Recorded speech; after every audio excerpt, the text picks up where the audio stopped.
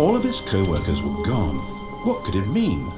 Stanley decided to go to the meeting room. Perhaps he had simply missed a memo.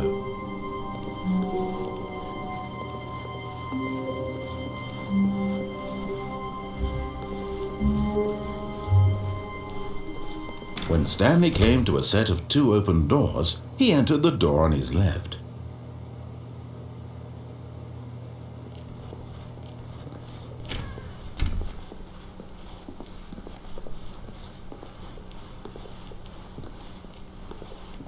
Yet there was not a single person here either. Feeling a wave of disbelief, Stanley decided to go up to his boss's office, hoping he might find an answer there.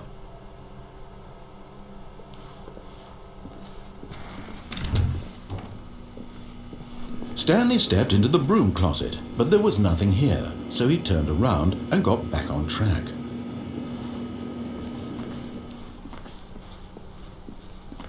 Coming to a staircase, Stanley walked upstairs to his boss's office.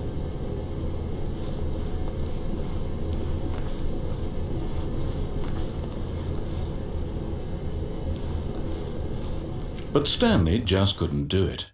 He considered the possibility of facing his boss, admitting he had left his post during work hours. He might be fired for that. And in such a competitive economy, why had he taken that risk? All because he believed everyone had vanished. His boss would think he was crazy. And then something occurred to Stanley. Maybe, he thought to himself, maybe I am crazy. All of my co-workers blinking mysteriously out of existence in a single moment for no reason at all. None of it made any logical sense. And as Stanley pondered this, he began to make other strange observations. For example, why couldn't he see his feet when he looked down? Why did doors close automatically behind him wherever he went? And for that matter, these rooms were starting to look pretty familiar. Were they simply repeating? No, Stanley said to himself, this is all too strange. This can't be real. And at last, he came to the conclusion that had been on the tip of his tongue. He just hadn't found the words for it. "I'm dreaming!" he yelled. "This is all a dream." Oh, what a relief Stanley felt to have finally found an answer, an explanation. His co-workers weren't actually gone. He wasn't going to lose his job. He wasn't crazy after all. And he thought to himself, I suppose I'll wake up soon. I'll have to go back to my boring real-life job pushing buttons. I may as well enjoy this while I'm still lucid. So he imagined himself flying and began to gently float above the ground. Then he imagined himself soaring through space on a magical starfield, and it too appeared. It was so much fun, and Stanley marveled that he had still not woken up. How was he remaining so lucid?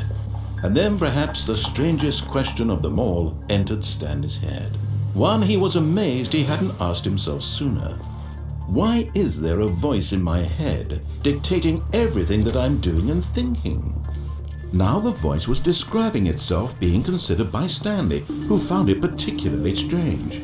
I'm dreaming about a voice describing me, thinking about how it's describing my thoughts, he thought. And while he thought it all very odd and wondered if this voice spoke to all people in their dreams, the truth was that, of course, this was not a dream. How could it be? Was Stanley simply deceiving himself, believing that if he's asleep he doesn't have to take responsibility for himself? Stanley is as awake right now as he's ever been in his life. Now, hearing the voice speak these words was quite a shock to Stanley. After all, he knew for certain, beyond a doubt, that this was in fact a dream. Did the voice not see him float and make the magical stars just a moment ago? How else would the voice explain all that? This voice was a part of himself too. Surely, if he could just... He would prove it. He would prove that he was in control, that this was a dream. So he closed his eyes gently, and he invited himself to wake up. He felt the cool weight of the blanket on his skin, the press of the mattress on his back, the fresh air of a world outside this one. Let me wake up, he thought to himself. I'm through with this dream. I wish it to be over. Let me go back to my job. Let me continue pushing the buttons. Please, it's all I want. I want my apartment and my wife and my job. All I want is my life exactly the way it's always been. My life is normal. I am normal. Everything will be fine. I am okay.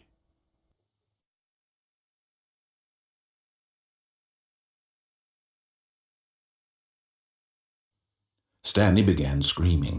Please, someone, wake me up. My name is Stanley. I have a boss. I have an office. I am real. Please, just someone tell me I am real. I must be real. I must be. Can anyone hear my voice? Who am I? Who am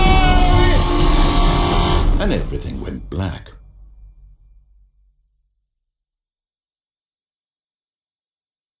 This is the story of a woman named Mariella. Mariella woke up on a day like any other. She arose, got dressed, gathered her belongings, and walked to her place of work. But on this particular day, her walk was interrupted by the body of a man who had stumbled through town talking and screaming to himself, and then collapsed dead on the sidewalk. And although she would soon turn to go call for an ambulance, for just a few brief moments she considered the strange man. He was obviously crazy. This much she knew. Everyone knows what crazy people look like. And in that moment, she thought to herself how lucky she was to be normal. I am sane. I am in control of my mind. I know what is real and what isn't. It was comforting to think this, and in a certain way, seeing this man made her feel better. But then she remembered the meeting she had scheduled for that day. The very important people whose impressions of her would affect her career, and by extension, the rest of her life. She had no time for this, so it was only a moment that she stood there, staring down at the body. And then she turned and ran.